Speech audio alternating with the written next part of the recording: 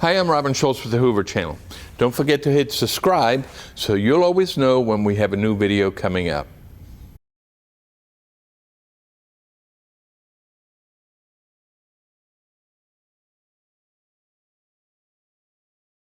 We will call this work session to order. Got quite a big agenda, but most of it's on the consent agenda, so let's see. We'll start off with resolution number 8726, a resolution rescheduling regular work session meetings of the Hoover City Council. Ms. Dickerson. Okay. This resolution addresses scheduling adjustments to the Hoover City Council calendar due to recognized holidays. The regular scheduled City Council meeting set for Memorial Day will be rescheduled to the day after, and then the Christmas Eve work session will be canceled. All right. Any questions from council? The regular fourth meeting in December will still be held? That is correct. Thank you. Yes, that'll be after Christmas, yes. Any other questions? Okay. Resolution number 872126, authorizing the mayor to execute a service agreement with the Hoover Bells. Yes, this resolution authorizes the City of Hoover to enter into a service agreement with the Hoover Bells to support public events and community engagements. This has been a yearly agreement to serve the purpose of greeters and event workers at various city-sponsored events, and the amount is for $5,000, and it is in the budget. We will go ahead and go all the way to number 9 with these service agreements. Resolution number 872226, agreement with Hoover City Schools Foundation. Resolution number 872326 is a service agreement with Hoover Helps. Resolution number 872426 is a service agreement with the Hoover Historical Society. Resolution 872526 is a service agreement with the Hoover Service Club. And resolution number 872626 is a service agreement with the Robert O. Finley Character Foundation. These were all approved within the operating budget that we recently passed. Are there any questions for the city clerk involving any of these service agreements? Mr. President, I don't know if the particulars are available in what's provided to the public. Should we give the dollar values for each of these? I have not looked at the packet. Does the packet have the dollar amounts in there? Okay. Okay. So yes, that That's available dollar to the amount will public. be available All right, to the public. thank you. Any further questions? I have one. Yes, sir. The Hoover Historical Society, we are giving them $1,360. Do we know if they intend to stay where they are right now, or will that be changed? Their location? I do not have that question. I don't know if anyone here from the Hoover Historical Society is here. I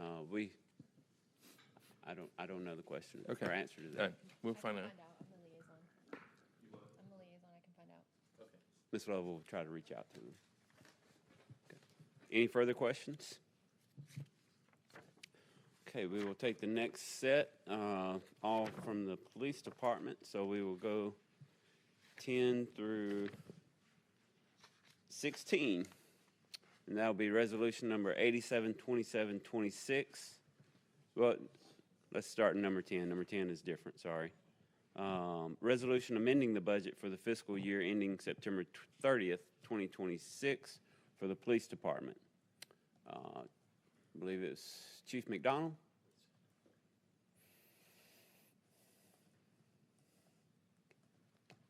Captain McDonald, excuse me. Chief McDonald. Chief. Yes, You got 3 Assistant stars Chief, now. that's right. thank you. I've been called worse. Good evening, council. Number 10, on your resolutions for the budget amendment, we're not asking for any new money. We're asking to spend some money that we already have. The first is to spend some money from the federal inmate funds to purchase push bumpers with a 4-bar light channel, and also dual weapon rack for rifles and less than lethal for our new Tahoes that we're getting. And both of these the push bumpers will provide protection for the vehicles and also for the officer. The light bar it will also help with visibility, and the rifle rack and less lethal rack will provide officers with more accessibility to the rifle and less lethal weapons. Both of those items will increase officer safety. And again, we're not looking for any new money. We're just looking for permission to spend money that we already have. Any questions for Chief McDonald? Seeing none, okay. Now we'll take up some resolutions for service agreements. Resolution 872826, service agreement with Alabama Wildlife Center. Resolution 872926 is a service agreement with Crime Stoppers of Metro Alabama. Resolution 873026 is a service agreement with the Mr. Humane President, if I Society. could ask a quick question about Crime Stoppers. Yes, sir. I know the city at one time gave as much as $25,000 or more to Crime Stoppers, and a couple of years ago it was reduced back to $5,000. Mayor, do you foresee? I know Crime Stoppers has been very valuable to the Hoover Police Department in the past, and probably will be in the future. Do you foresee being able to try to work on additional funding at some point? I would say in the coming years. Thank you. Thank you, Mr. President. Let's see, it was Resolution 873026, a service agreement with the Humane Society of Shelby County. Resolution number 873126, a service agreement with One Place Metro, Alabama Family Justice Center. Resolution 873226 is a service agreement with the Prescott House. Let's see. Resolution 873326 is a service agreement with the Bessemer Cutoff Advocacy Center doing business as the Clay House. That is all the service agreements under the police department. Are there any questions regarding any of these service agreements? Very well. Thank you. Thank you. Okay, we'll move on to Resolution 873426, appointing the municipal lead judicial analyst, or is that legal analyst? It's going to be changed to legal analyst and the assistant legal analyst for the city of Hoover. Mr. Waldrop, Mr. Waldrop's not here. Okay. This proposes the following appointments for the Hoover Municipal Court. Teresa Patelis as lead legal analyst and Kermit Kendrick as assistant legal analyst. Very well. Any questions regarding this resolution? Yes, Mr. President. Just want to make sure, never mind, I resolved my own question. Thank you. Very good. Anybody else? Very good. We'll move on to resolution number 873526, appointing the assistant municipal judge for the city of Hoover. Ms. Dickerson. This will appoint Lee Barnes Jr. as assistant municipal judge for a 2-year term effective February 1st of 2026. Any questions regarding this? All right, we're a quiet group tonight. Moving on, resolution number 873626, a resolution appointing the lead public defender and the assistant public defender for the city of Hoover. Ms. Dickerson. This is to appoint Waukesha Hazard as lead public defender. At this time, she is the assistant one, so this moves her up to lead. And then it appoints Benjamin Preston as the assistant public defender. Susan Viquay, the court director, will oversee the public defenders, and this will be funded by the Fair Trial Tax Indigent Defense Fund, and the appointments will be effective February 1st of 2026. Very well. Any questions regarding this resolution? Mr. President, Ms. Fuquay, didn't Mr. Barnes at one point, was he not the public defender at one time? Or since he's rising to the bench as an assistant judge, can he no longer perform that? Yes, sir. He was a public defender. Waukesha Hazard was also the public defender. We've always had two. We have court sessions on Wednesday, and it takes really 2 to be able to handle all our court sessions. And since we're going to have 2 judges, then we're going to have court on Wednesdays, and then we'll have court on Thursdays. So we'll have to have 2 public defenders on both court sessions. We'll have 2 lead defendants. Yes, yes. So Mr. Barnes will remain with one. No, Mr. Barnes will not be. So we'll have to have Waukesha Hazard as the lead public defender and Ben Prescott as the assistant for both court sessions. Okay. Yes. Very good. Thank you. Ms. Fuqua, is it Ben Prescott or Benjamin Preston? Ben Preston. Preston, Yeah, okay, very well. Yes. Thank you. Is Any that? further questions? Thank you. Yeah. Thank you. Next, we will move on to resolution number 873726, authorizing the Healthcare Authority of the City of Hoover to execute a First Amendment to lease agreement with HCR-RW HWC1 and any and all documents necessary to execute of said agreement. Scott, you want to take the lead on this?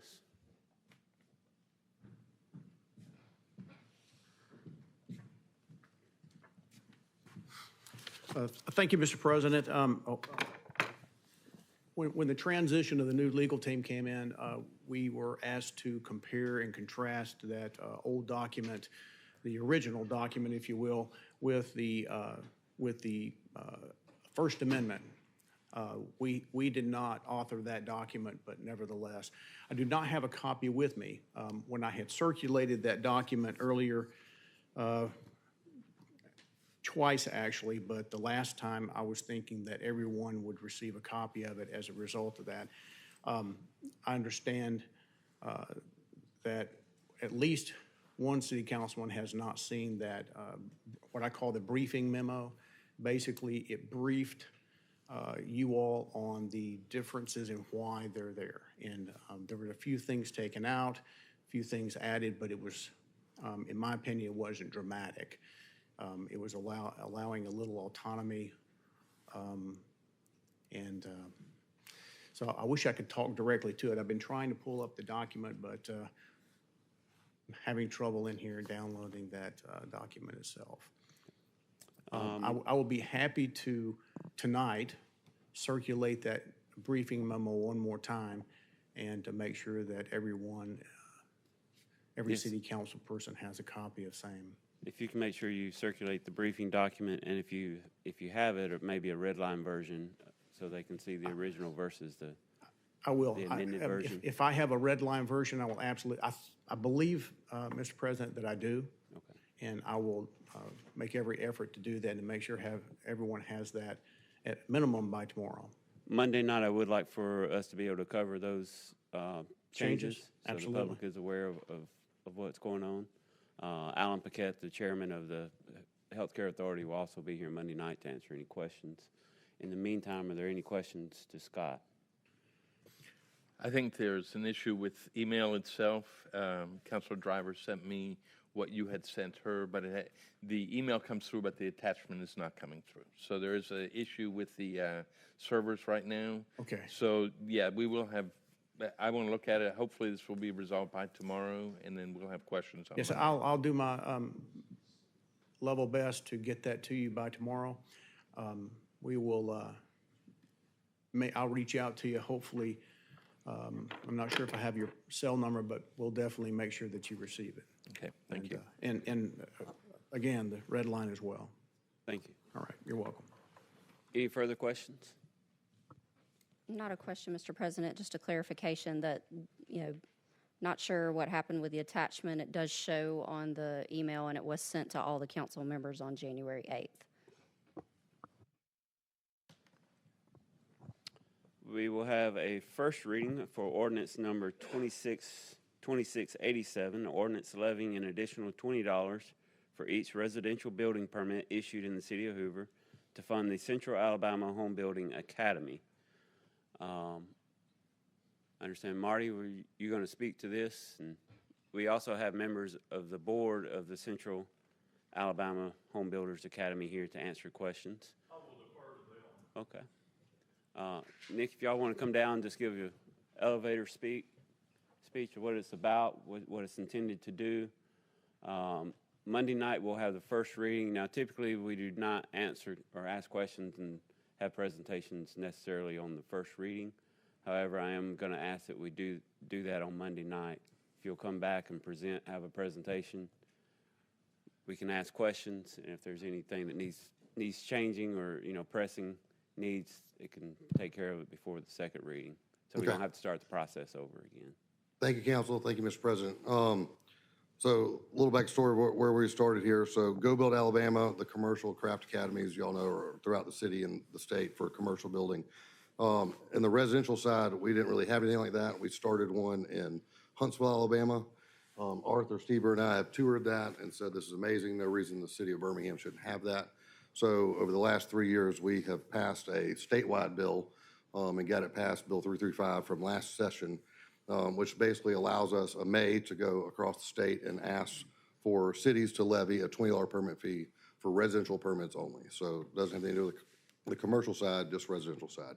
The reason we were doing this is because we have a large labor shortage in our need. And I think there's a lot of people that need another pathway as young adults or adults that need a pathway to a trade. And so mainly going to be focused on mechanical, electrical, and plumbing and residential only. The requirements of the program are going to be 17 and older. They'll have to pass a drug test, and it'll be free to them to attend. The program is an 8-week nighttime class, so it'll be 2 hours or 3 hours a week, twice a week for 8 weeks, and that's what it'll be focused on, those things. We have partnered with NAHA in Huntsville, Alabama, and they have received some grant money to help us get some startup money. But in the long term, we have to have revenue from cities in our area where these people come into our homes every day to work and build the homes here and do all the remodels in the cities. So we have talked to the city of Hoover, to the city of Mountain Brook, to the city of Alabaster, city of Irondale. We've been to everybody, and this is our first experience with the city of Hoover tonight. Any questions about the program that I didn't really touch on? Any questions from the council? Mr. President, I believe we spoke on the phone yesterday. You spoke to Andrew Davis, one of our board Okay. members. Yes, sir. So this is going to be a $20 fee on each trade every time they pull a permit, correct? That is correct. Yes, sir. So are we looking at a $100 cap or a $120 cap? How many trades do you So say on would be average, to involved? build a new construction home, you would typically be at $100. So if I had the building permit, which me as a home builder would pull, you would have a plumber would pull one, an electrician would pull one, the mechanical would pull one, and potentially gas if there's gas in the home. So 5 permits. So it would be $100 per house on a new construction home, not necessarily every time you do a remodel or anything smaller of that. But the concept is the trades are on our board, and they're the beneficiaries of it. So if somebody's doing trade work, we want them to contribute to the program because they're the ones that are going to be the beneficiaries. What was the purpose of passing a state statute? We did a coming to the local bill municipalities. twice. We attempted a local bill twice. The local Jefferson County delegation did not call a committee meeting for the last 2 sessions. So we got tired of waiting on that, so we went to a statewide bill. And the biggest part of that was Lowe's came in to NAHA, saw how awesome it was. Just a little bit about NAHA and their success rate. They have about 700 students they've graduated in the last few years. They've had a 95% placement rate in our industry, residential construction, and an 85% retention rate, 12-month trailing. So Lowe's saw those lines and said, we love what you're doing. Here's $250,000. And then they came back to them a month later and said, we love it so much. Here's $250,000 more to go plant 5 more in the state of Alabama. And that's really what kicked us to do the statewide bill, because there's $50,000 pockets to go out. So Mobile's doing one, Huntsville already has their, Birmingham's next, and then Montgomery, Lee County kind of are teaming up, figuring out a way to do it there too. Does the state bill allow you to get these added to residential builds outside of municipalities?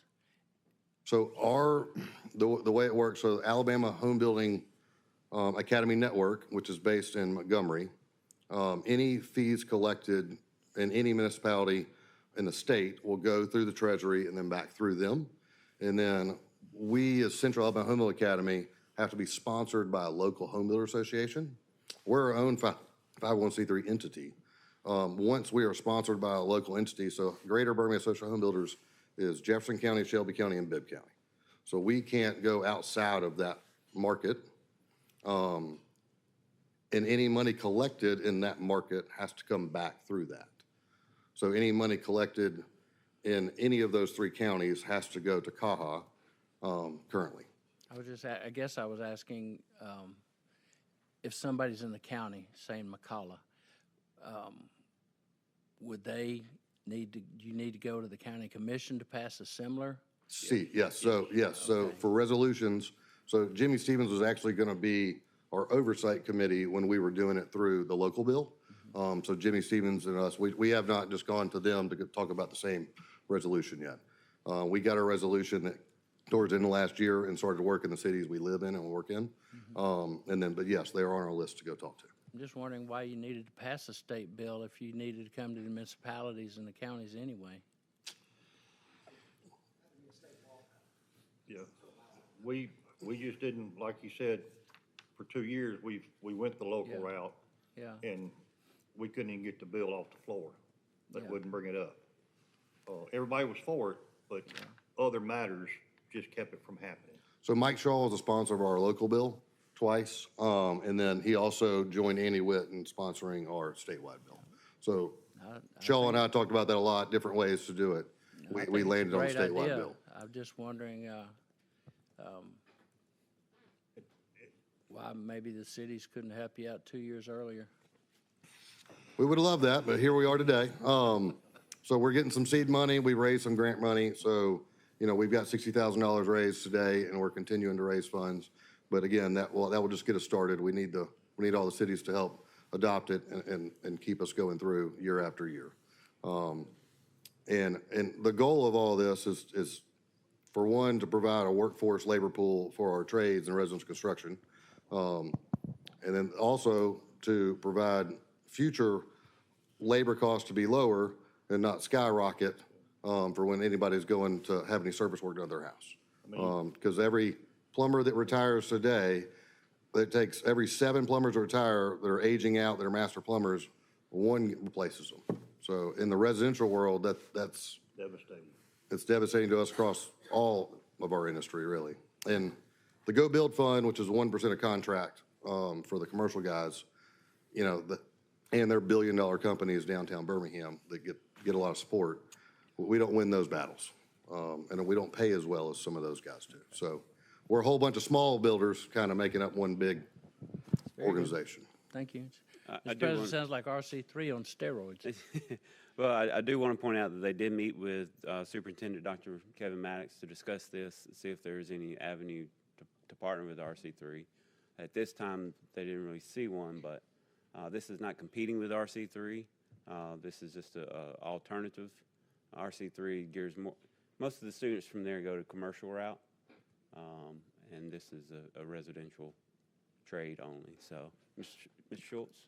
So to piggyback on President's statement, how will you get the information to the schools? Are you going to work with the schools to get the students the information, or how will that information be disseminated about the classes and the opportunity? So the program is designed for adults, so not for high school kids.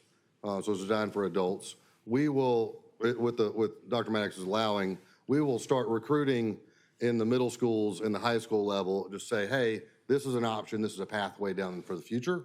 Our goal is to have a mobile classroom in the next 24 months, which will be like a mobile trailer pulled behind a truck to go expose the kids to our industry. That's the biggest issue. Is a lot of these kids are never exposed to residential construction. And as we have a generational shift of college getting more expensive and some other things, it's becoming more requested.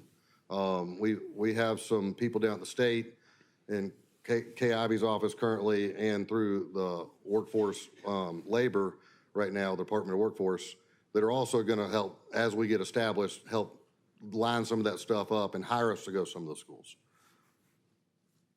Did I misunderstand when you said 17 and over is the age group? Yes, sir. So that would still, a high school kid could qualify for A that, high is school that kid right? could qualify, as long as they're a valid driver's license and in the state or in the country, then they could qualify, yes, sir. Okay. They could come to the nighttime, they could come their senior year and then graduate and then have a job starting right out of high school. The workforce schools that are in place now, primarily, like we talked about, are commercial or leaning them towards manufacturing. Because they're in the same position, they're starving for workers, talent, the trades. And when we get exposed to them groups, we're residential contractors, we're small. The advantage to us is the downside is we don't pay what commercial rates pay. The upside is you're home every night, you have a quality of life that's, in my opinion, a lot better. And if you get into the trades, you don't have to, if you've got ambition, you can make all the money you want. It's all about how much you're willing to work. Or you can go with a pickup truck and go start your business. Where in the commercial world, it's a different animal to set up a new business because their requirements are a lot more. And we have, like Nick said, labor is a tremendous problem. I'm in the elevator trade. I pay $40+ wage, which is way more than the AC contract electrician. I can't find workers. I can't, they don't, I struggle to find employees that show up every day, understand what work is, and understand that, we'll train you if you just come work. The goal of the program is to create a pool of reliable people that showed up for 8 weeks in a row and they passed a drug test and they've been exposed to all of our trades and they've seen all the tools. We are not creating the next certified HVAC technician out there. That's not the intent of the goal. Once they get hired, if that company sees value in that, then they can provide that service to them. Our goal is to create that hiring pool for them and expose them to our industry because a lot of people just don't know how to get involved. And to kind of tell you the need, show you the need is Huntsville through NAHA, when they have a graduation class, they call it career day. And they graduate after 8 weeks, they have a graduation, families are all invited in, but they also invite in the trade, the contractors. They're having an average between 50 to 100 contractors show up at these things every 8 weeks, trying to get their hands on candidates. Mr. Mayor, did you have something to add? Great idea. Appreciate you guys bringing it to us. Have y'all got a location figured out yet? we are actively looking all over the Jefferson County market for buildings. We have looked at probably 4 in the last 2 weeks. We have not determined the location. We have some ideas where it would like to be, but it needs to be easily accessible to all areas of town, ideally near interstate, whether that be the I-65 corridor or the I-20 corridor, but something that is also safe that, people can come to at nighttime, because it will be nighttime classes. I understand you have a place in Hoover that you might be eyeballing. We have looked at a place in Hoover. We have. Hoover's a nice place. It is. It's a beautiful place. We built a lot of houses here. We love Hoover. Keep in mind, we love it. One of our requirements is the cost. So that's one of the reasons we're looking everywhere, because we are hands out right now, asking a lot from landlords. And we've got some that are talking to us, they get real excited about the program and like, we got a building over here we don't use. Y'all go look at it. And that's kind of the process we're in. So our building requirements, if anybody wants to offer one. So a 5,000 to 10,000 square foot, which is about 80% warehouse. We need about 1,000 square feet of classroom space, and the rest of it would be warehouse. Because this program is really hands-on. There is some paperwork and some few things, some safety stuff that we go over, but it's really about teaching them hands-on stuff and how to go out into the field and understand basic construction knowledge. All right. Thank you. Any further questions? Appreciate it, guys. Thank See you you. back on Monday night. Okay. Go for it, Scott.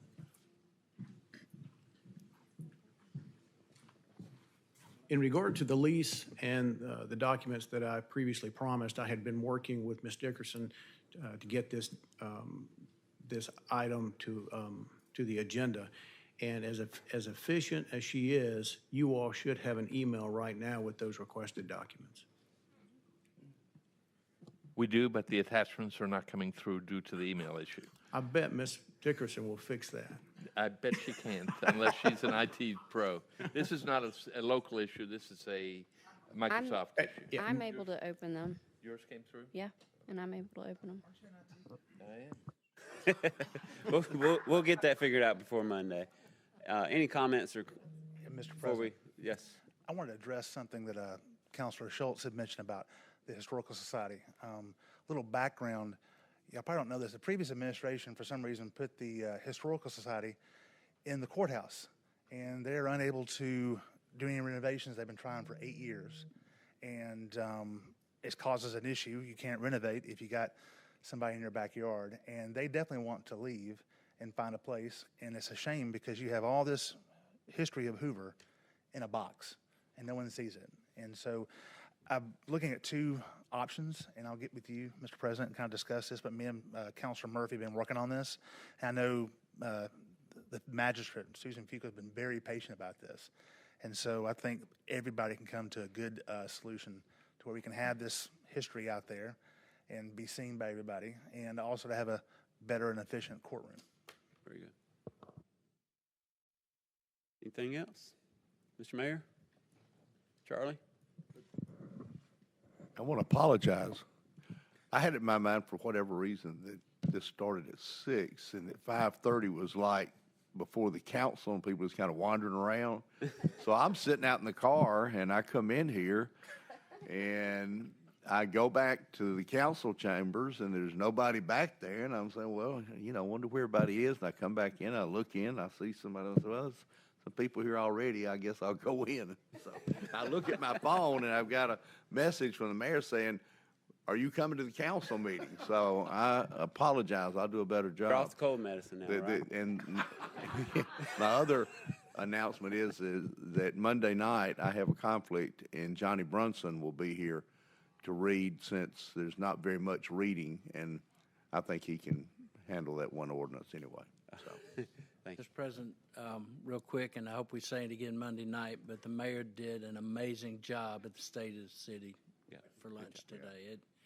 I haven't heard that kind of excitement out of a mayor, and probably I don't even know if Tony Patelis had that much excitement. He was a great speaker, but I don't know that he drew the crowd in as much as you did today, Mayor. Thank you. Yeah, excellent event. Thank you. With that, we're adjourned. Thank you.